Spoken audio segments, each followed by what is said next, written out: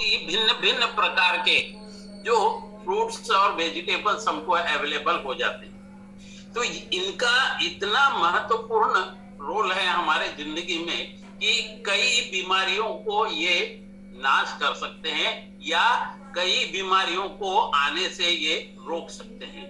खास करके कुछ जो बीमारियां, जैसे हम बताते हैं कि कुछ फ्रूट्स या कुछ वेजिटेबल्स अगर हम ले तो उससे हमारे जो क्रॉनिक डिसीजेस रहते हैं, जैसे डायबिटिक्स हो गया, हार्ट का प्रॉब्लम हो गया, कुछ कैंसर्स हो गए, इस प्रकार के कुछ अन्य और बीमारियों से हम निजात पा सकते हैं, बशर्ते कि आज की जो परिस्थिति है, वस्तु स्थिति है, वो सारी चीजें भिन्न भिन्न है। इसके कारण आज का हमारा जो मुख्य उद्देश्य ये रहता है कि हम इनका सेवन तो करें, लेकिन इनके सेवन के अलावा हमको कुछ ऐसे पौष्टिक आहार लेने चाहिए जो हमारे शरीर के लिए काफी उपयोगी है और हमको स्वस्थ रखने में ये मदद करते हैं। तो प्लांट बेस्ड जितने न्यूट्रिएंट्स होते हैं दोस्तों, ये सारे बहुत ही इंपॉर्टेंट होते हैं। और इसमें कैसा है कि यहाँ पर इस प्लांट्स में ऐसे केमिकल्स आते हैं, यानी ओरिजिनल केमिकल्स। हम आज जो पेस्टिसाइड और केमिकल्स मिला रहे वो नहीं, उससे वो दूषित हो रहे। जैसे हमने आज हमारे कुछ टॉपिक्स में भी देखते हैं कि हमारा कुकिंग पैटर्न कैसा है, हमारा फ्रीजिंग पैटर्न कैसा है, हमारा ग्रोइंग पैटर्न कैसा है। तो ये सारे चीजें आज के जमाने में बहुत डिपेंड करते हैं। तो इसमें जो हमारे शरीर में ये प्लांट प्रॉपर रूप से अगर फ्रूट्स और वेजिटेबल्स अगर हम खाते हैं तो ये फाइटोन्यूट्रिएंट्स जो रहते हैं ये हमारे शरीर से कुछ हद तक हमारे जो टॉक्सिन्स है ना, विषैले पदार्थ हमारे शरीर में स्टोर कर जाते हैं, उनको भी ये वॉश आउट करने में सक्रिय भूमिका निभाते हैं। उसी प्रकार से हमारे इम्यून सिस्टम को भी यह बढ़ाते हैं। आपको याद है कि कुछ जो फ्रूट्स या वेजिटेबल्स ऐसे होते हैं जिनसे आज भी हम मानते हैं कि भाई जैसे अभी स्किन का कुछ प्रॉब्लम है तो विटामिन सी है, तो विटामिन सी कहाँ से मिलेगा, तो ये फलाना फलाना फ्रूट से मिलेगा। इस प्रकार से ऐसे भिन्न भिन्न प्रकार के हमारे पास वेजिटेबल्स और फ्रूट्स है।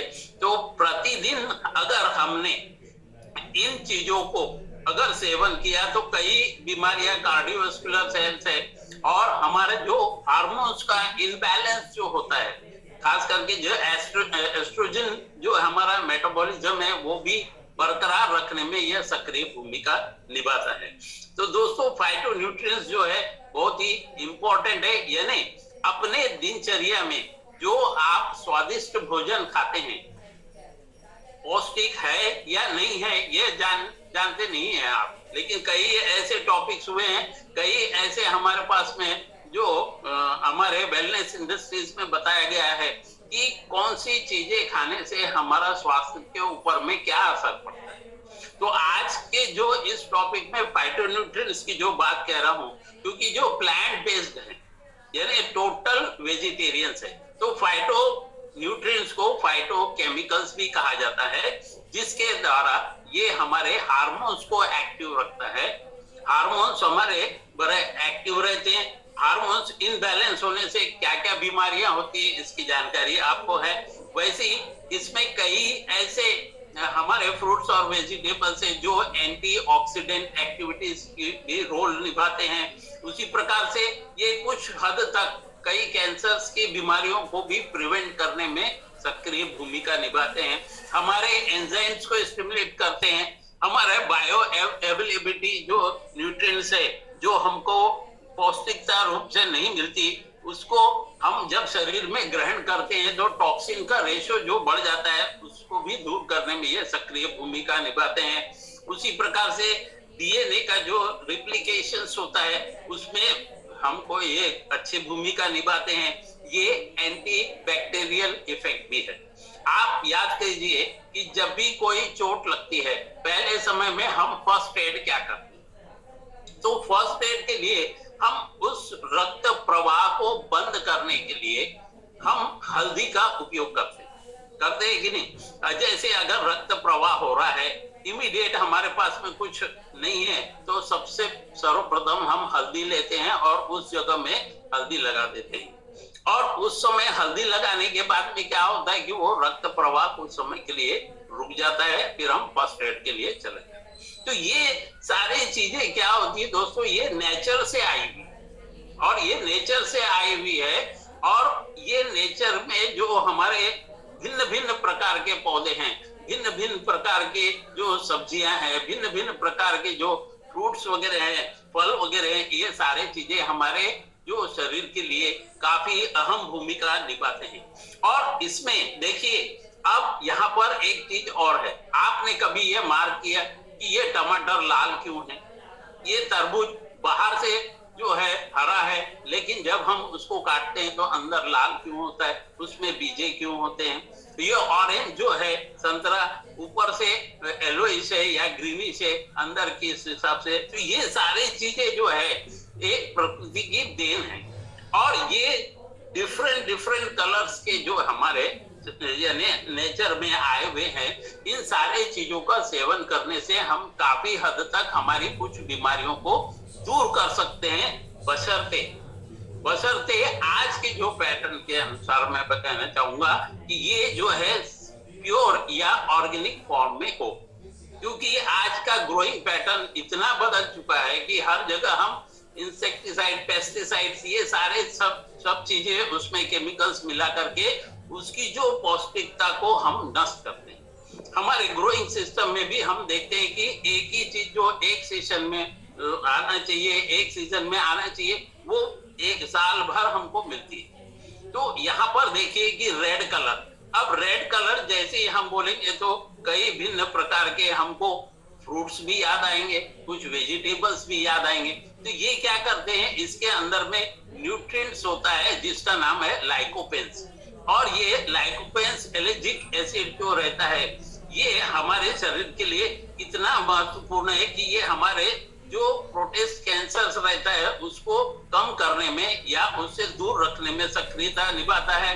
हमारे ब्लड प्रेशर को बराबर रखता है, लोअर ब्लड प्रेशर यानी रखता है। और उसी प्रकार से जो हमारे शरीर में अगर कहीं ट्यूमर का ग्रोथ हो रहा है उसको लेवल करने में, कोलेस्ट्रॉल को लेवल करने में, ऐसे भिन्न भिन्न प्रकार की बीमारियों को कंट्रोल करने में ये रेड कलर के वेजिटेबल्स और फ्रूट्स हमारे लिए सहायता करते हैं। उसी प्रकार से ऑरेंज जब देखते हैं हम, ऑरेंज कलर में क्या रहता है, इसमें बीटा कैरोटीन नाम का रहता है।